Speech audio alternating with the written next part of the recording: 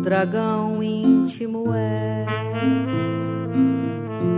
natureza familiar, as ideias mais comuns, repetidas sem notar. Olá pessoal, mais um vídeo de comentários.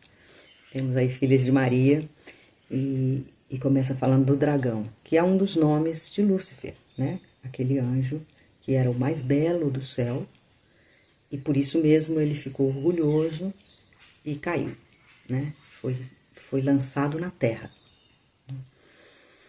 E ele veio com essa conversa mole com a gente, né? Ele vem conversando conosco desde lá dos primórdios da humanidade, né? Porque ele é mais velho do que a humanidade, né? Os anjos foram criados antes.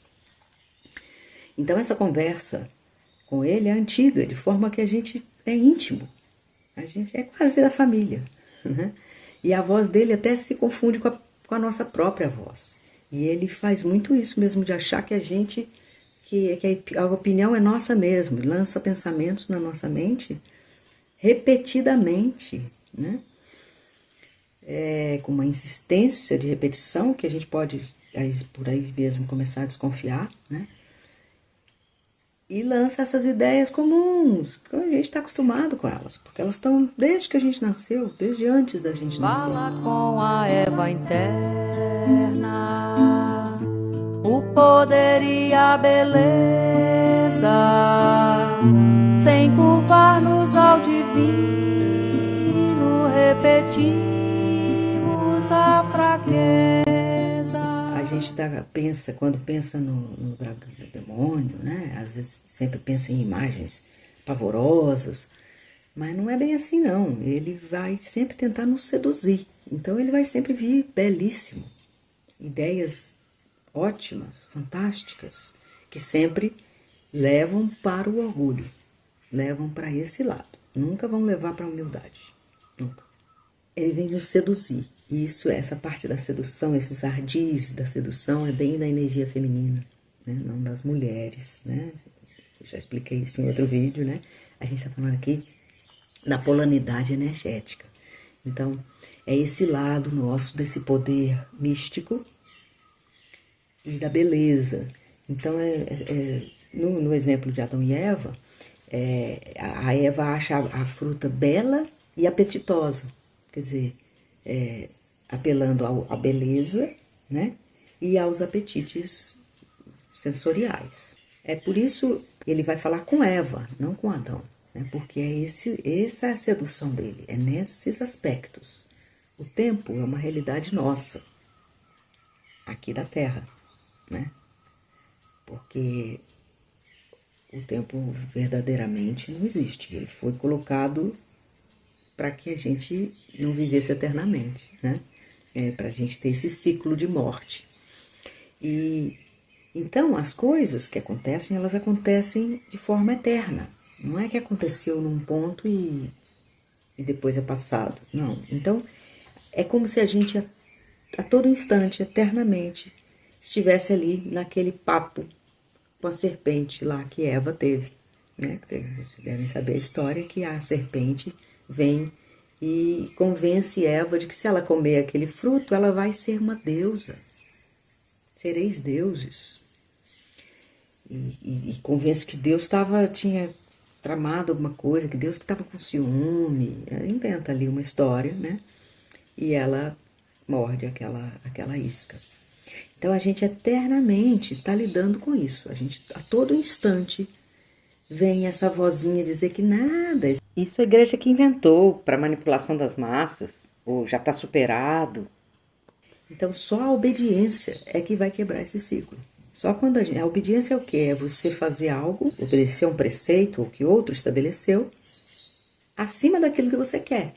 O caminho para seguir com Deus vai ser um caminho cheio de dificuldades. Não porque Deus é sádico, não, de jeito nenhum, nem severo e castiga. Não, é para que a gente evolua. Se uma criança nunca tem nada para fazer que seja difícil, que nada que estimule ela a melhorar, a se superar, ela vai ficar subdesenvolvida, né? Então, assim é espiritualmente. Deus nos coloca à prova, nos coloca dificuldades, dores, às vezes para corrigir algum defeito, alguma repetição que a gente vem fazendo, que a gente precisa acordar. Às vezes simplesmente para testar a nossa fé mesmo. Então nem sempre a gente precisa ficar tentando entender por que aconteceram as coisas ruins. O que importa é como é que a gente vai agir diante daquela dificuldade. O porquê cabe a Deus, às vezes. E aquele que não aceita aquilo que é difícil, que só quer o que é bom, ele não demonstra amor. A gente demonstra amor quando a gente se sacrifica, né? A prova de amor é uma prova de sacrifício. Então, assim é que a gente tem que mostrar o nosso amor por Deus também. Diante da dificuldade, a gente receber ela com alegria e com Deus ama mesmo que doa, se magoa ou se chora, escolher a obediência com firmeza toda hora. Jesus nos conta uma parábola que é muito interessante, que fala que um senhor ia fazer um jantar, né, uma festa, e ele mandou convidar as pessoas, mandou os servos ir lá chamar os convidados. Um deles diz: eu não poderei ir, que eu comprei um terreno e não posso ir. O outro fala: eu não posso ir porque eu comprei 5 juntas de bois e eu preciso experimentá-las. E um terceiro diz que se casou e também não pode ir. Nenhum deles foi para o banquete. E aí são representações exatamente dessas coisas que nos desviam. A primeira, eu comprei um terreno, quer dizer, mostrando esses bens, essas posses materiais que nos afastam muito, né? Depois, as 5 juntas de bois são os 5 sentidos. Então, os prazeres sensoriais, a experimentação dos sentidos nos desvia imensamente do banquete. E casei-me, quer dizer, as relações, os relacionamentos também são fonte de grande desvio da nossa conduta espiritual. Aquele que de si mesmo se esqueça, almas filhas de Maria lhe esmagam a cabeça. Vence o mal aquele que de si mesmo se esqueça. A gente passa a vida pensando na gente mesmo. O que eu quero? O que eu estou sentindo? Onde que dói? Se a gente parar de olhar para si mesmo, começar a olhar para aquilo que tem que ser feito, para a harmonização do ambiente, para que tudo seja melhor e mais harmônico, ou seja, para a glória do nome de Deus. É isso que quer dizer, né? Quando a gente harmoniza um ambiente e tudo fica bom, o nome de Deus é glorificado. Então, é nisso que a gente tem que estar focado na nossa atenção. Quem se esquece de si mesmo não fica deprimido, não quer vingança, não fica irado. Ele caminha na direção do cumprimento do dever. E o dragão fica impotente diante dessa pessoa, porque como é que ele vai seduzir uma pessoa que não está focada em si mesma? Essas almas são as que vão esmagar a cabeça do dragão. Isso é uma passagem também do Gênesis, né, lá de Adão e Eva, quando Deus anuncia as consequências do pecado. Anuncia para Adão uma, para a serpente outras, para Eva. E para a serpente ele diz que seriam inimigas. As descendências seriam inimigas. E que a serpente lhe morderia o calcanhar e as suas descendências lhe esmagaria a cabeça. Aí uma alusão à redenção humana, ao Cristo. Essas almas que vão esmagar a cabeça do dragão são as filhas de Maria, que também é, né, descendente de Eva, mas Maria é considerada a segunda Eva, aquela que não caiu, aquela que não pecou, aquela que escolheu a obediência. Essa é a nova humanidade. Maria é a mãe da nova humanidade. A gente hoje em dia fala assim, nova humanidade, as pessoas sempre acham que são eles, né? Esses nova era aí acham sempre que já são a nova humanidade, só porque saíram da cidade, brigaram com os pais, coisa assim, né? Mas não é nada disso. A nova humanidade, ela, na verdade, ela será mesmo depois da morte, não vai ser essa aqui. Mas a gente precisa plantar a semente agora, né? Agora. O seu caminho de cruz aparência de sofrer, desabrocha a seus pés, pura bênção, pode crer. O caminho de cruz é esse caminho que Jesus propõe, né? De sempre abraçar o esforço, abraçar a humildade, abraçar o que é mais difícil, servir, obedecer. São coisas difíceis e que parecem que são muito sofrimento. Parecem que são... Ai, ninguém quer. Ninguém quer porque parece que é horrível.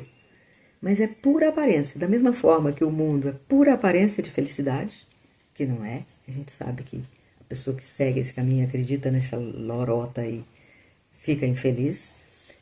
Ao contrário, a cruz, o caminho de cruz de Cristo é pura bênção. Ele só é difícil antes da gente pegar a cruz nos ombros. Quando a gente toma ela, assume ela, toma a decisão, você percebe que, nossa, era fácil, é fácil. E é melhor do que antes. Deus não quer nada ruim para nós, nada é castigo. A cruz não é castigo, a cruz é o melhor para nós.